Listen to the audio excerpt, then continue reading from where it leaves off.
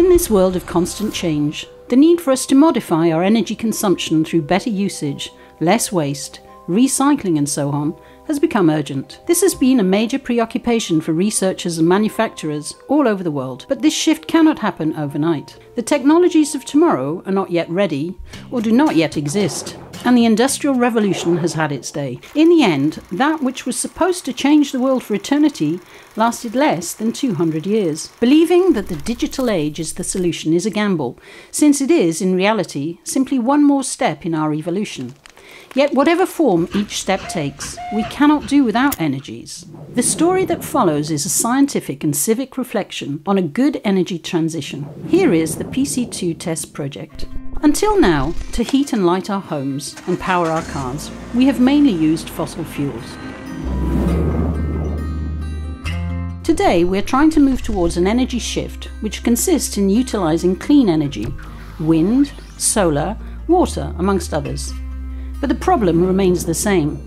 On the one hand, there are fossil fuels that will disappear definitively in the short term. On the other hand, there are renewable energies, but which are not available on command. So, how can we have energy at our fingertips when we need it?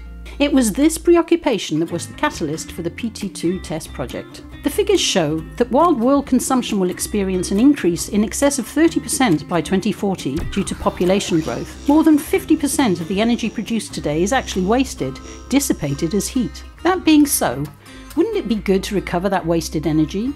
This is an idea that many in the industrial sector have tried to exploit, more or less successfully.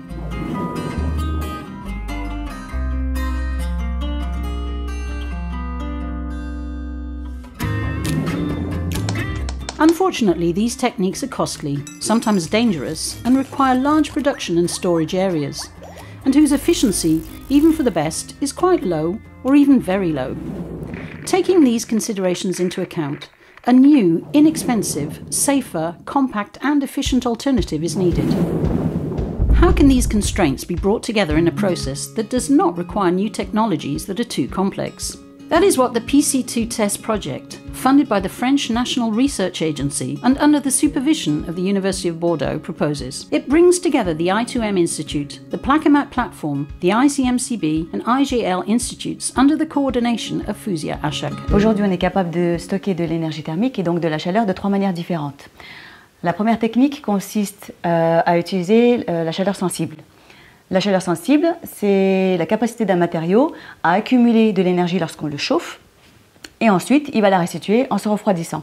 C'est le cas par exemple des briques réfractaires ou du chauffe-eau. Deuxième technique, c'est le stockage par chaleur latente. Dans ce cas-là, on s'intéresse à des matériaux qui sont capables de changer de phase.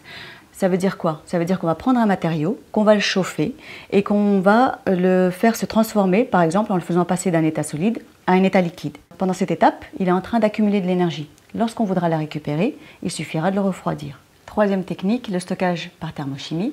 Là, le principe est complètement différent dans le sens où il faut trouver des matériaux capables de se décomposer en différents éléments.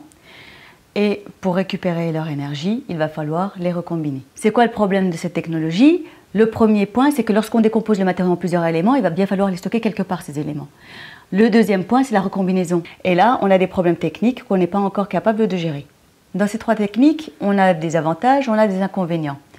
Nous, avec le projet PC2TEST, on a essayé de trouver un matériau capable de cumuler uniquement les avantages, ou en tout cas au maximum. En théorie, il existe des matériaux capables de combiner à la fois ces trois types de chaleur, le sensible, le latent et le thermochimique. Ce sont les péritectiques. In the scientific literature, a peritectic is a compound resulting from the mixture of at least two pure bodies in a well-defined proportion, which would make it possible to permanently store a significant quantity of thermal energy and to restore it at any time, and in a reversible way. We therefore set out in search of the peritectic compound identified as the most interesting among the many candidates that could be used in the temperature range 300 to 600 degrees Celsius. Currently, when it comes to high-temperature thermal energy storage, the industry is interested in sodium nitrate-based phase change materials. However, our theoretical study proves that peritectics have much higher capacities than these salt or metal-based phase change materials. We estimated that thanks to this chemical reaction, the performance of the peritectics was 30 to 40% higher. The PC2 test project has therefore developed this atypical and unique idea and has defined a priori Li4BrOH3 as the perfect candidate. This peritectic is at least 4.5 times more energetic than the materials currently used in industry. For identification purposes, the police or genealogy sometimes needs a family record book. In science, this family book is called the phase diagram. The binary phase diagram is a powerful tool to define the materials from a mixture of two compounds, A and B, that may exist. It is calculated from experimental data and thermodynamic models for equilibrium and atmospheric pressure conditions. This is how it looks. Temperatures in degrees Celsius appear on the vertical y-axis, while the horizontal x-axis represents the percentage of compound A in the mixture. As the percentage of material A is decreased, and the percentage of material B increases accordingly, the liquid-solid transition of each composition occurs at different temperatures, showing the liquidus curve. Above the liquidus, each mixture is therefore in a liquid state. There are other transitions other than liquidus. The first horizontal line thus represents a first solidus, i.e. a boundary below which the mixture exists in solid form with properties of its own. The second, obtained at a lower temperature, means that the mixture can transform into another solid with a different structure and properties from the first. Between the liquidus and solidus curves, the resulting mixtures are both solid and liquid. The vertical lines mean that solid materials with specific compositions exist. In this example, these are the Li2BrOH and Li4BrOH3. Now let's look at the binary phase diagram of the LiOH-LiBr system.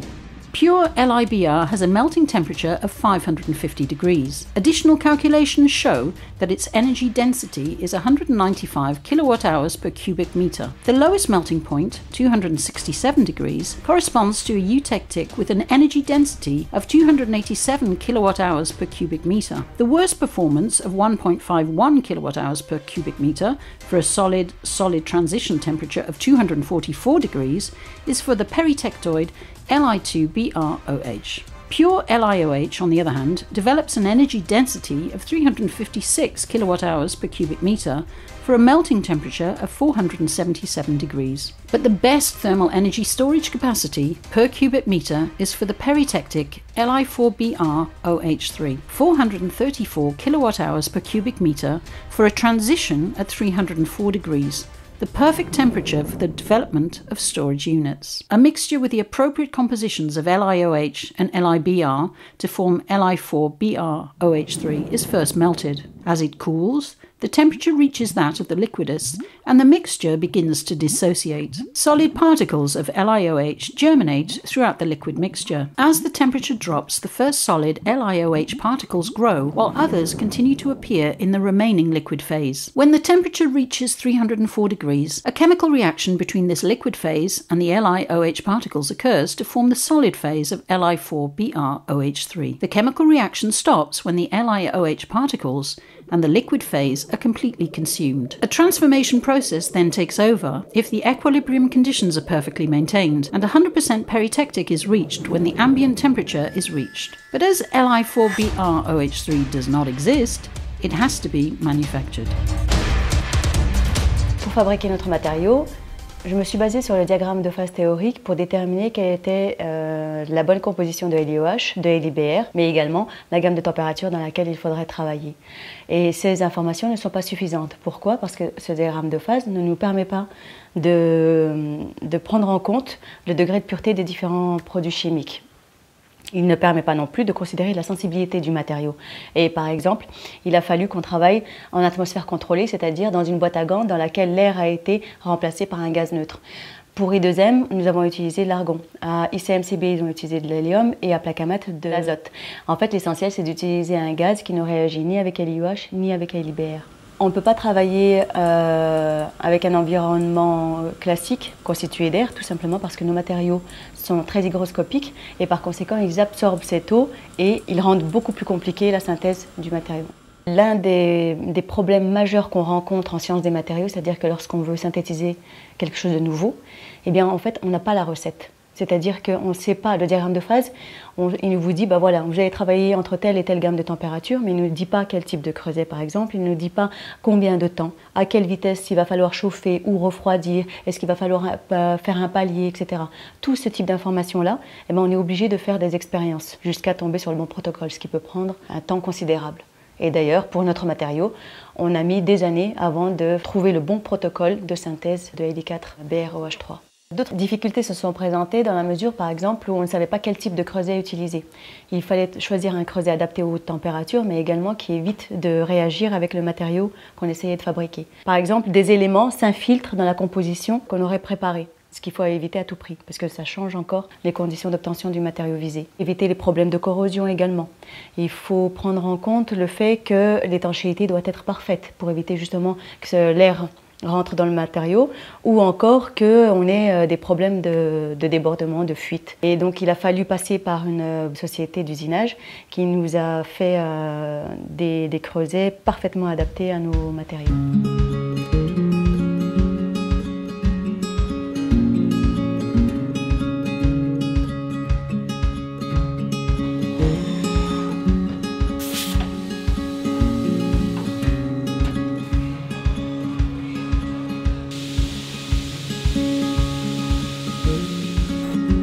Ce qui va garantir qu'on a trouvé le bon matériau, c'est de passer par une vérification en faisant des tests de diffraction par rayon X. La diffraction des rayons X, c'est une technique d'analyse, de caractérisation qui va permettre de vérifier dans un premier temps la synthèse chimique. Alors comment ça marche? En fait, on a un appareil qui va produire des rayonnements X qu'on va envoyer sur notre matériau, et à partir du moment où le matériau est cristallisé, c'est-à-dire que les atomes sont organisés, on va avoir un résultat sous forme d'une courbe qui va être la signature de ce matériau sous le faisceau de rayons X. On va obtenir un résultat sous forme de courbe lorsqu'il y a le phénomène de diffraction, avec une ligne de base qu'on va appeler un bruit de fond, et là-dessus va venir se détacher des pics de diffraction qui vont être intimement liés à l'arrangement de ces atomes. Donc c'est un phénomène qui est très important lorsqu'on fait de la chimie et de la synthèse chimique. Pourquoi? Parce que chaque matériau en fait va avoir une signature assez unique sous le faisceau de rayons X. Du fait que chaque composé va donner une signature assez unique sous le faisceau de rayons X, on va pouvoir, à l'aide d'une base de données, vérifier qu'on a bien synthétisé, c'est-à-dire fabriqué le bon matériau. Et après, quand on a affaire à des matériaux nouveaux, comme c'est le cas dans beaucoup de laboratoires de recherche, on va aussi se servir du résultat qui est sous forme de courbe pour remonter à l'organisation des atomes et ensuite avoir une idée des propriétés de ce qu'on va pouvoir faire de ce nouveau matériau. Si on prend l'exemple du sel de cuisine, qui est une maille très simple, en fait on va obtenir par diffraction une courbe qui elle aussi va être très simple. Dans le cadre de notre travail, nous sommes partis sur un matériau qui lui est beaucoup plus sophistiqué, qui s'appelle Li4OH3Br, et du coup on a un diffractogramme qui lui aussi est plus complexe. Ce composé a la particularité d'être hygroscopique, c'est-à-dire qu'il va absorber l'humidité de l'air, et pour éviter ce processus qui dégrade le matériau, en fait il a fallu préparer les échantillons en boîte à gants, remplir une petite enceinte qui s'appelle un capillaire, de façon à pouvoir utiliser nos appareils de diffraction et bien vérifier qu'on avait bien le bon composé. Nous nous sommes rendus compte que la synthèse de ce matériau était assez complexe et qu'il fallait affiner beaucoup de paramètres avant de l'obtenir. Nous avons fait beaucoup d'essais. Il a fallu ajuster la température, les conditions d'atmosphère. On s'est rendu compte que sous vide, on n'obtenait absolument pas le composé. Par contre, sous atmosphère d'hélium, on arrivait assez rapidement à un résultat qui était concluant. Dans le projet PC2TESS, la diffraction des rayons X nous a permis de vérifier qu'on avait le composé péritectique de façon pure, à 99% environ, et on a observé des nouvelles phases qu'on va pouvoir sûrement exploiter dans le cadre d'autres projets scientifiques. Évidemment, on est content de savoir qu'on a réussi à synthétiser ce matériau, que c'est validé par les méthodes DRX. Mais en fait, ce n'est pas du tout l'objectif ultime du projet. Donc maintenant, il va s'agir de pouvoir observer ce matériau, ce qui n'avait jamais été fait auparavant, et puis surtout d'essayer de comprendre quels sont les mécanismes qui entrent en jeu dans cette synthèse. Et la seule manière de faire, c'est de passer par la microscopie électronique. À cette étape du projet PC2TESS, Placamat entre en compte pour caractériser visuellement l'échantillon. Pour faire cette caractérisation, nous avons besoin d'un microscope et nous avons plusieurs choix, microscope optique ou microscope électronique à balayage. Le microscope optique ne nous permet pas d'avoir des résolutions suffisantes pour caractériser l'échantillon tel qu'on le souhaiterait, donc nous avons été obligés d'utiliser un microscope électronique à balayage. Un microscope à balayage électronique fonctionne avec des électrons. Les électrons sont envoyés sur l'échantillon grâce à un canon à électrons. Ceci se passe sous vide ou sous une basse pression. Ceci va permettre d'avoir des résolutions extrêmement bonnes, pouvant aller jusqu'à des grossissements atteignant les 100 000, 200 000 fois. Le produit a été synthétisé, on l'a observé donc en DRX et nous nous sommes demandé quelle était réellement la morphologie de ce que l'on pouvait avoir. Donc lors de la première observation du péritechnique, nous avions très peu de matériaux et nous avons donc récupéré au fond d'un creuset un petit peu du péritectique qui avait été synthétisé et nous avons essayé de l'observer en microscope. Nous nous sommes rendus compte en fait que le fait de sortir ce péritectique de ce creuset l'avait en fait beaucoup endommagé et nous n'avons pas réussi à observer une morphologie suffisamment proche de ce que la théorie nous donnait, la théorie nous donnant un péritectique en forme lamellaire en fait. Nous avions un problème supplémentaire qui était que le péritectique est fortement impacté par l'air ambiant. Pour éviter ces problèmes, nous nous sommes dit qu'il serait peut-être intéressant de directement synthétiser notre péritectique à l'intérieur du microscope et pour cela nous avons acheté une platine chauffante. À notre grande surprise, et après quand même beaucoup d'essais, notamment d'essais de différentes pressions et différentes types de chauffage et de refroidissement, nous sommes arrivés à synthétiser le péritectique à l'intérieur du microscope. En réussissant à synthétiser ce péritectique à l'intérieur de la machine, nous avons constaté que contrairement à ce que l'on pensait, il est possible de synthétiser ce composé à des pressions qui sont beaucoup plus basses que la pression atmosphérique, notamment à 10 pascal. C'est-à-dire que si on n'est pas capable de le faire à une pression atmosphérique de 10 Pa, alors on n'a pas la capacité de visualiser la synthèse.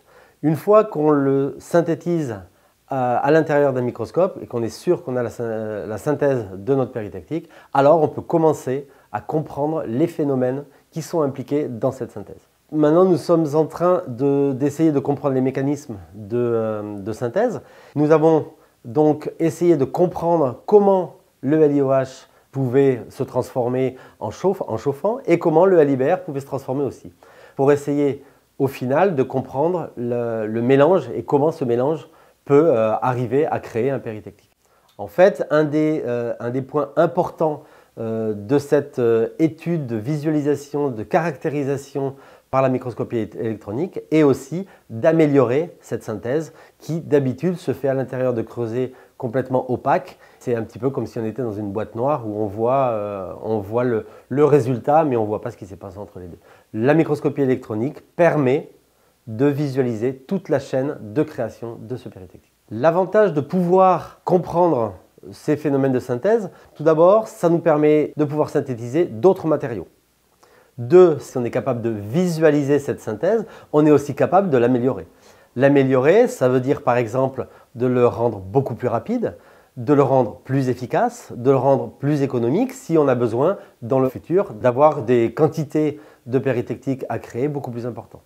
Pour améliorer en fait la synthèse du péritectique, c'est là où en fait nous sommes intervenus à l'ICMCB, où on a été en mesure de passer de l'échelle de la préparation de l'échantillon en petite quantité vers une synthèse optimisée dans des conditions bien particulières de température et d'atmosphère qui permettent d'obtenir ce composé Li4OH3Br en grande quantité.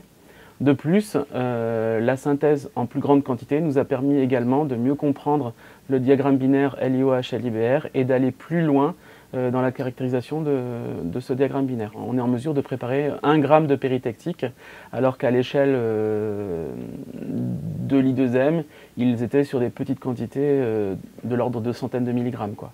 Donc on a multiplié au moins par 100 la quantité de produits préparés, quoi. On utilise notre corps de métier, en fait, qui est vraiment la synthèse de matériaux inorganiques, et on est capable aisément, on maîtrise aisément en fait, la température et l'atmosphère, et on a choisi de travailler dans des conditions bien plus optimisées que ce qui avait été fait précédemment. Ce qui permet d'obtenir au final le composé désiré en grande quantité et dans des conditions de synthèse optimisées. Le but, c'est d'utiliser ce matériau à une échelle industrielle. Et donc l'objectif, c'est de produire une quantité suffisamment importante pour qu'elle soit représentative et qu'elle permette de faire passer nos travaux de l'échelle laboratoire à l'échelle pré-industrielle. Nous, on participe à déterminer quels sont les paramètres clés, qu'ils soient techniques ou scientifiques, pour justement aider les industriels à valoriser ce matériau et à l'utiliser de la façon la plus optimale possible. Pour montrer la faisabilité de cette étape-là, eh bien, nous faisons appel à l'outil numérique. C'est le seul moyen en fait, d'utiliser tous nos résultats, qu'ils soient expérimentaux ou issus du traitement de données, que l'on puisse intégrer dans des modèles de prédiction et déterminer si oui ou non la faisabilité de ce concept-là est réelle ou pas. Alors mon métier, c'est d'utiliser les outils numériques de modélisation, de traitement du signal, pour essayer d'aller, de comprendre un petit peu les phénomènes physiques qui sont mis en jeu, et deux, aussi d'aller chercher les propriétés dont on a besoin.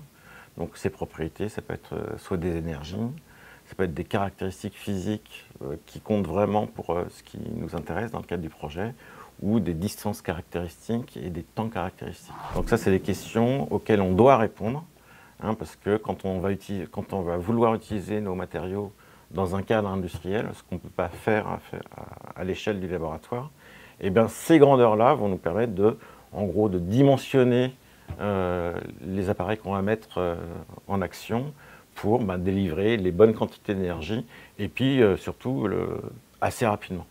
Ça, c'est essentiel. Et l'outil numérique est un moyen de faire une prédiction sur ses performances. Quand on fait de la calorimétrie, donc on suit l'évolution énergétique d'un matériau pendant plusieurs dizaines d'heures. Donc on fait des mesures à intervalles réguliers, mais c'est toutes les secondes ou moins, hein, si nécessaire. Et après, il faut compiler toutes ces données, et à partir de ces données-là, on va pouvoir en déduire des énergies qu'on va pouvoir récupérer ou relarguer dans un système de production. Le faire à la main, c'est pénible, hein. Donc le mieux, c'est d'avoir un bon algorithme qui va nous dire, si j'ai 2 signaux, hein, si on prend par exemple, là ici, on a, c'est des résultats issus de calorimétrie différentielle. Alors pourquoi différentielle? C'est parce qu'on a 2 capteurs, hein, là on a une courbe verte, ça c'est notre capteur de référence, on va dire. Et puis là ici, on a le capteur qui est situé au niveau de notre échantillon. Tout ce qui dépasse, c'est lié aux variations d'énergie de notre échantillon. Alors ces variations d'énergie, c'est lié au changement de phase, aux réactions chimiques, etc. etc. Et c'est exactement ça qui nous intéresse. Hein, c'est là-dedans, en appliquant un algorithme adéquat, qui nous permettent, après, avec un autre petit traitement supplémentaire, d'obtenir ces courbes-là qui nous renseignent directement sur les énergies impliquées lorsqu'on va utiliser nos matériaux. Donc ça nous permet de détecter à quelle température, clac, on va changer de phase. Et puis ici, sur quel intervalle de température ce changement d'état va se produire. Ça, c'est une donnée absolument essentielle dans le cadre du projet. Les résultats qu'on a obtenus, qu'ils soient expérimentaux ou numériques, ont confirmé notre choix. Le deuxième point, c'est que ces résultats sont suffisamment bons, ils sont même très bons, puisqu'ils nous permettent d'envisager l'utilisation de ce matériau pour une application industrielle. Si on veut pousser et donner les meilleures chances à ce matériau d'être utilisé au niveau industriel, c'est de le caractériser et de voir comment il se comporte à long terme. C'est-à-dire comment est-ce qu'il va charger, décharger son énergie après plusieurs cycles et au fur et à mesure des années.